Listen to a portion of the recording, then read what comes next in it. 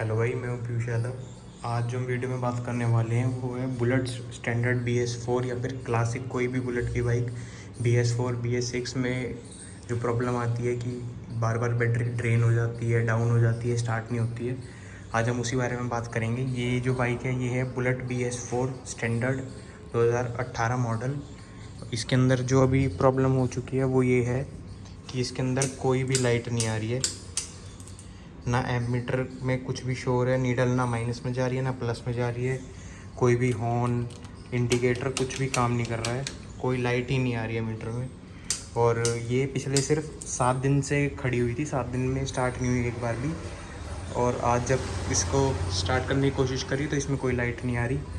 जो सबसे पहला काम अब हम जो करने वाले हैं वो है, सबसे पहला काम इसकी बैटरी चेक करना। क्या मतलब इसकी बैटरी में कोई टर्मिनल लूज़ है, क्या दिक्कत है। पहले हम इसका बैटरी बॉक्स खोलते हैं और बैटरी देखते हैं। तो जैसे हमने अभी इसका बैटरी बॉक्स खोल दिया है और जैसा कि हम देख पा रहे हैं इसकी बैटरी के टर्मिनल बिल्कुल टाइट है। कहीं से भी लूज़ तो हमें दिख नहीं रहे, या फिर कहीं से कोई टूटा हुआ वो वायर, वो भी वैसा कुछ भी नहीं देखने को मिल रहा है। तो अब एक बार अगर हम चेक करते हैं चाबी लगा के,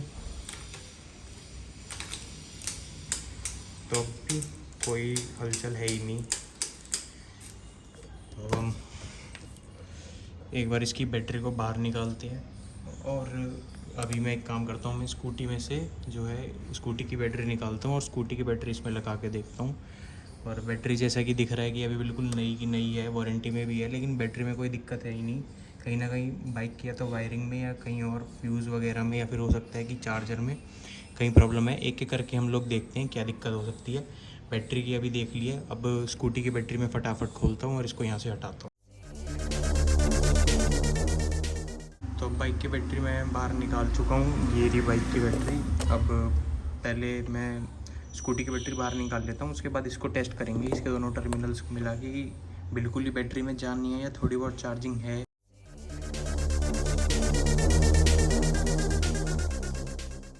अब स्कूटी की बैटरी भी बाहर निकाल ली है। अब पहले हम चेक कर लेते हैं कि जो बाइक वाली बैटरी है उसके अंदर थोड़ी बहुत भी एनर्जी है या नहीं है बिल्कुल, या फिर वो डाउन हो चुकी है। उसके लिए मैं एक वायर का टुकड़ा ले आया हूँ। अब हम दोनों टर्मिनल्स को जोड़ के आपस में देखते हैं कोई स्पार्किंग होती है या नहीं होती है।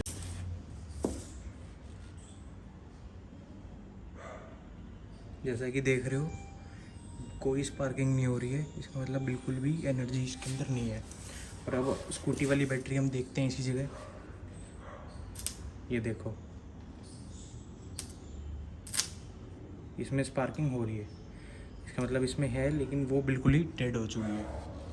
तो अब हम पहले ये वाली जो स्कूटी वाली बैटरी है इसको हम बाइक में पहले फिट करते हैं, उसके बाद हम देखते हैं आगे और क्या क्या बाइक में हमें चीज़ें देखनी है।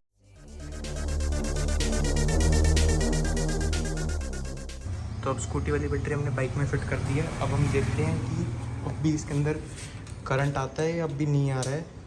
तो अब जैसा कि देख सकते हो लाइट आ चुकी है, न्यूट्रल की लाइट जल गई है, एमीटर में भी लाइट आ गई है, इंडिकेटर भी हमारे काम कर रहे हैं, आगे DRL भी जल चुकी है।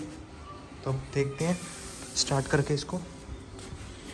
अगर मैं इंडिकेटर ऑन कर रहा हूँ तो एमीटर भी अब सही से काम कर रहा है, नेगेटिव में जा रहा है। स्टार्ट करते हैं इसको।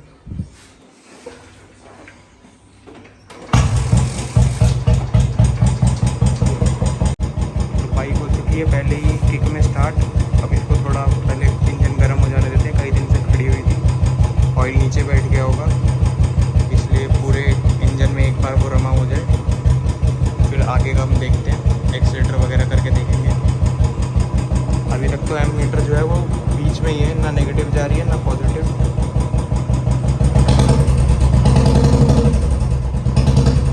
प्लस भी तो जा रही है, बाकी हम अपने हिसाब से ही देखेंगे और भी जो हमें चीज़ें देखनी है।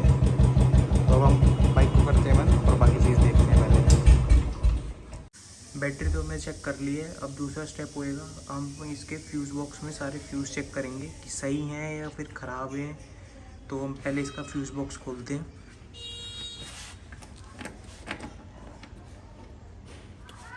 ये है इसका फ्यूज़ बॉक्स, इसके अंदर सारे फ्यूज़ होते हैं। ये BS4 है, कार्बोरेटर है इसके अंदर, इसलिए इसमें फ्यूज़ कम है। BS6 में ज़्यादा फ्यूज़ होंगे। अब मेरे को एक चीज़ तो यहाँ पे सबसे पहले क्लियर दिख रही है, जो कि यहाँ पे गलत लगे हुए हैं फ्यूज़। मैं बताता हूँ कैसे। यहाँ पे जो है रॉयल एनफील्ड ने मेंशन करा हुआ है कि मेन फ्यूज़ 20 एम्पेयर का होना चाहिए, पहला आरआर यूनिट का 20 एम्पेयर का, इग्निशन 10 का, सिग्नलिंग हॉर्न का 10 एम्पेयर का, लाइटनिंग का 10 का और हेडलैम्प का भी 10 एम्पेयर का। पहला मेन फ्यूज़ है 20 एम्पेयर, पहला है ये, यहाँ पे ये लगा हुआ है 15 एम्पेयर का। अगर कैमरा में दिख रहा होगा, लेकिन यहाँ पे है 15 जैसे दिख रहा होगा, 15 का लगा हुआ है, लेकिन कंपनी ने मेंशन है 20 का। यहाँ पे भी 20 का होना चाहिए, 15 का लगा हुआ है, यहाँ पे 10 का। सिग्नलिंग हॉर्न में 10 होना चाहिए, लेकिन यहाँ 15 लगा हुआ है। पहले तो ये सारे रीअरेंज करने पड़ेंगे, ठीक से लगाने पड़ेंगे। तो सबसे पहले तो इनको चेंज करता हूँ और ढंग से लगाता हूँ।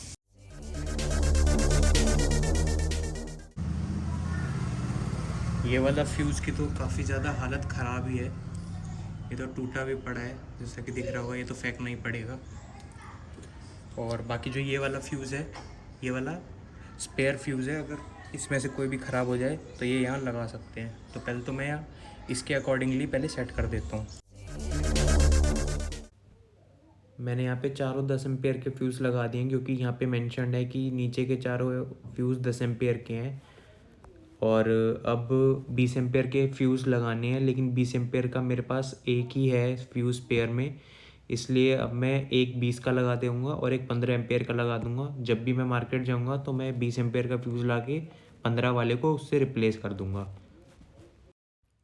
इसी के साथ सारे फ्यूज़ मैंने लगा दिए हैं और फ्यूज़ बॉक्स का काम भी अब कंप्लीट हो चुका है।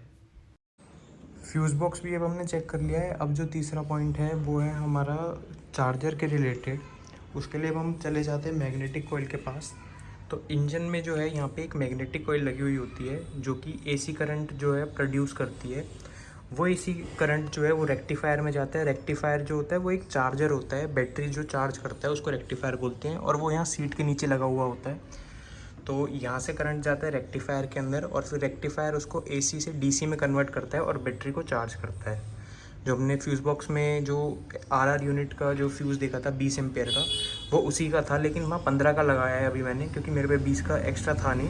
अब हम चेक करते हैं कि जो वो रेक्टिफायर है, चार्जर है, वो सही है, वो चार्ज कर रहा है बैटरी को या नहीं कर रहा है। उसके लिए हम क्या करेंगे, यहाँ से मैग्नेटिक कॉइल से जो ये वायर जा रही है, इस वायर के पीछे 2 कपलर मिलेंगे हमें, हम उन कपलर को पहले निकाल लेंगे। तो मैं पहले कपलर को निकाल लेता हूँ, जैसा कि ये रहे, ये 2 कपलर होंगे। हम इन कपलर को पहले निकाल लेते हैं। एक कपलर निकल चुका है, दूसरा कपलर ये रहा, ये वाला जो है ये ब्लैक कपलर, इसको और निकाल लेता हूँ मैं। दोनों कपलर जो है मैंने निकाल लिए हैं। तो जैसे कि देख रहे हो, इसमें 2 कपलर होते हैं, एक ये पतला होगा 2 पिन का और एक ये 4 पिन का। इस वाले कपलर से, जो ये 4 पिन वाला कपलर है, इससे पता लगेगा कि जो है, जो रेक्टिफायर है या चार्जर है वो ठीक है, चार्ज कर रहा है या नहीं कर रहा है। इस वाले कपलर को भी मैं वापस लगा दूँगा। ये वाला कपलर स्टार्ट करने के लिए ज़रूरी नहीं है, ये चार्जिंग के लिए काम आता है और ये बाइक को स्टार्ट करने में काम आता है। तो इस कपलर को लगा देता हूँ और उसके बाद चेक करते हैं कि ख़राब है या नहीं है। तो ये वाला कपलर जो है मैंने दूसरे वाला लगा दिया है यहाँ पे, और ये वाले कपलर से अब हम टेस्ट करेंगे। अब पहले मैं बाइक को स्टार्ट कर लेता हूँ। तो अब बाइक स्टार्ट हो चुकी है। अब हम चेक करते हैं कि कपलर ख़राब है या नहीं है।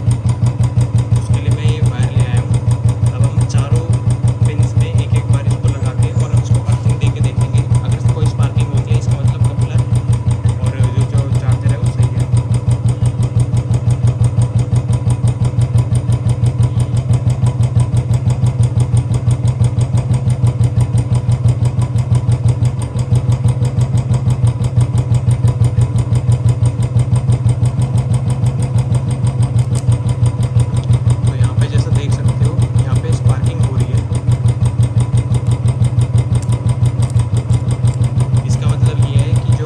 रेक्टिफायर या फिर चार्जर है वो बाइक का बिल्कुल सही है।